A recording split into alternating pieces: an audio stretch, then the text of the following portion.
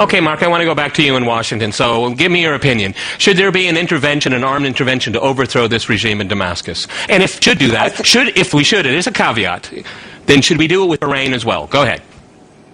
First of all, I think that's a last resort. I don't think we have tried all the sanctions. In fact, I think contrary to what Abiyami was saying, the United States has been very slow to say anything about Syria. The Europeans have said something far before President Obama finally said that President Assad had to go. Frankly, we were slow in Libya as well. The English and the French took the way, and it wasn't until Gaddafi promised to find everyone in their closets and murder and massacre them that the United States finally came in to help there.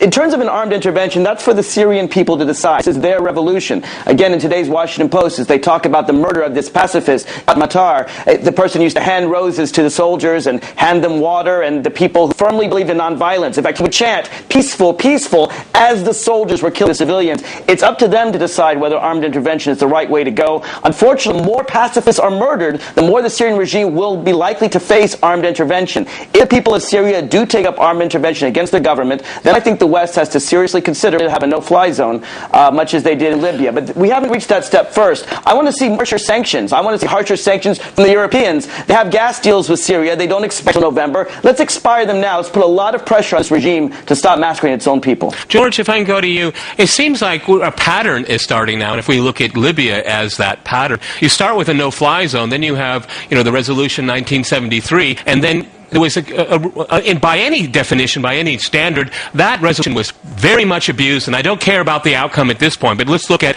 the resolution and international institutions and international law. Do you foresee that the same thing could happen with Syria? Well, first of all, I agree with you. The resolution 1973 was certainly abused, and NATO, in fact, acted really as the vehicle by which Western powers were able to demonstrate their distaste for the Gaddafi regime and remove it. But there is a pattern. But the pattern's quite an interesting one. And let me just add, first of all, that I think it's most unlikely there'll be any intervention in Syria, because the Syrian case is completely different, and the ramifications of an intervention will be far more serious. But the pattern that seems to me to be interesting is that we're doing intervention now at one remove. We're not actually engaging on the ground. What we're doing instead is using indirect mechanisms to achieve the ends that we want. And indeed, inside the Arab world, the Arab press has noted this, and there's been a lot of criticism of what occurred in Libya, and there'll be a lot more should be applied to Syria too, however much Arab regimes and Arab newspapers may dislike the Assad regime, if indeed we were to repeat that process. They regard this as the potential for the beginning of a new round of neo-imperialism inside the region. And to that extent, therefore, the point you make is quite valid. If I go back to Detroit, is this a pattern that we see with the Arab Spring, old dictators being thrown out, all were supported by the United States, and now this is just another Western wave of neo-colonialism, just to put in people that, okay, the old ones are out, not popular, find new ones to put in and use this liberal interventionist playbook to get what they want? I think the U.S. as well as the NATO countries are very concerned about the uprisings that started in December in Tunisia and spread to Egypt and other countries in January and February. Their intervention in Libya was an attempt to stave off further revolutionary movements that may take on an anti-imperialist and an anti-Zionist character.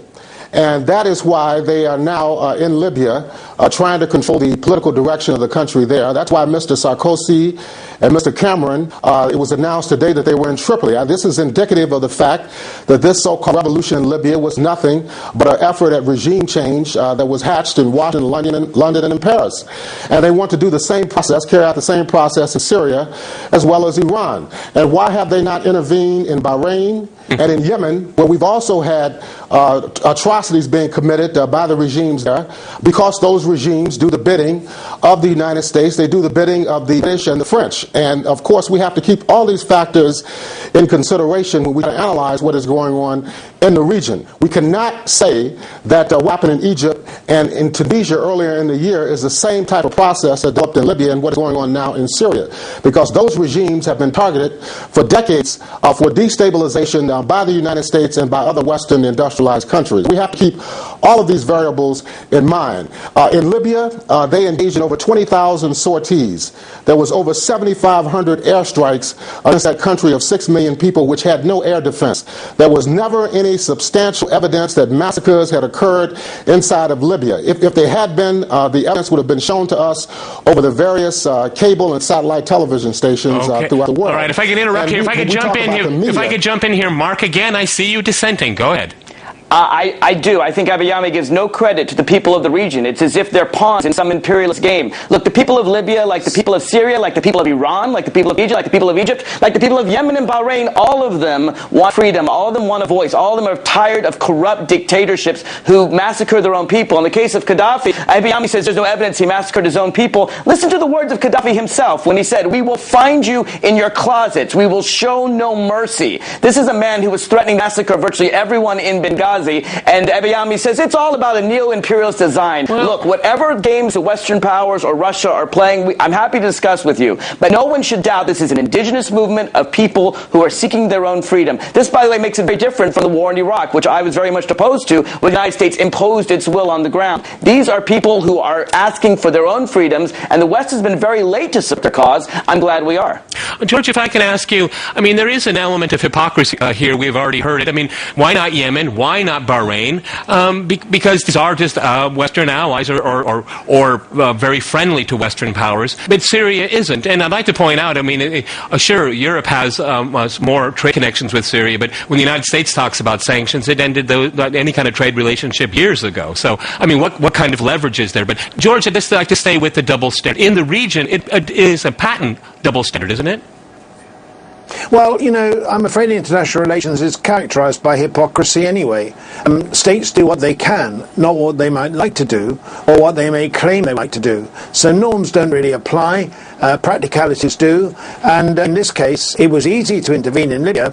It was easy because diplomatically nobody would object, and it was easy too because it didn't have any direct ramifications on our countries.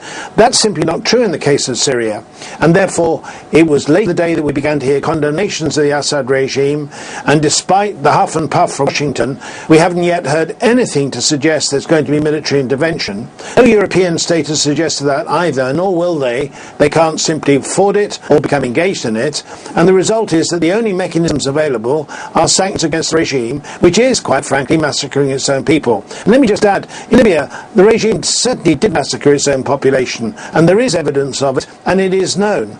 A series of mass graves have been uncovered, particularly in Tripoli, that demonstrate that quite clearly. So, to that extent, I think we need to be very careful of the way in which we evaluate the interactions and the reactions of states in the developed world to these two different crises.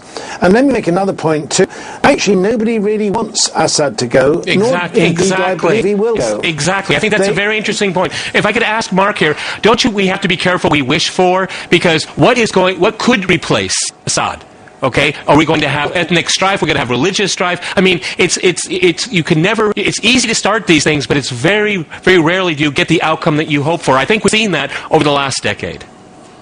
Well, I agree with you, Peter. Anytime a dictatorship goes, it's unclear what's going to happen next. I think Tunisia is likely to be the most successful. Egypt is already showing signs of even in Libya, they're showing signs of some secular Islamist battles back and forth. I think that anytime you have a dictatorship, you're always going to have three parties. You're going to have the dictator in place, you're going to have the people who promote religious intolerance or ethnic hatred, and you're going to have the liberal Democrats. And of course, I'm on the side of the liberal Democrats. I want to see them succeed. You're absolutely right. There's no guarantee of success. But as far as I'm concerned, Assad made the devil, but he is a devil, and he's an awful devil, and I think that we're better off without him, come what may, although I must admit, I don't know what will come. I just know that Assad is a terrible, horrible leader of Syria. Naomi, if I can go back to you in Detroit, what do you think could come after this regime if it falls? I think there's so many different opinions out there, it could probably stand for a very long time. Well, we don't know what would come after, but we do know in regard to diplomatic opposition to the U.S. And NATO bombing of Libya, the African Union, 53 to 54 member continental organization opposed the intervention in Libya from March the 10th when they issued the initial communique by the Peace and Security Council. This was totally disregarded by the United States and by the NATO countries, as well as the NTC, which is supported by the United States and the NATO countries. So to say that there was no diplomatic opposition to the war against Libya is just totally false, and it's very Eurocentric in its approach. And in regard to the attacks on civilians in Libya, nobody is talking about the attacks against black Libyans, against Africans from other parts of the continent who have been rounded up, who have been imprisoned, who have been beaten and tortured, who have been lynched by these NTC rebels who are backed up by the United States and NATO. Where's the outrage by the cable and satellite television networks and the so-called international humanitarian organizations in regard to the treatment of Libyans? Okay, I'd like to jump in here and give Libya. I'd like to give George the last word. Do you think the region can deal with this problem in Syria itself without having to have Western powers intervene? Western powers are not going to intervene, it's simple as that. And at the moment, the Assad regime will prevail, whether we like it or not, simply because the majority populations in Damascus and Aleppo still support it because of their own economic interests and because of their fears of instability if they don't. So until that changes, there's going to be no change in Syria, not in the short term. In the longer term, that's another matter. So we really can't look forward to any question of intervention, and I'm not certain we can look forward to regime change either. All right, gentlemen, we'll see how this story unfolds. Many thanks to my guests today in Washington, Cambridge, and in Detroit. And thanks to our viewers for watching us here at RT. See you next time. And remember, crosstalk rules.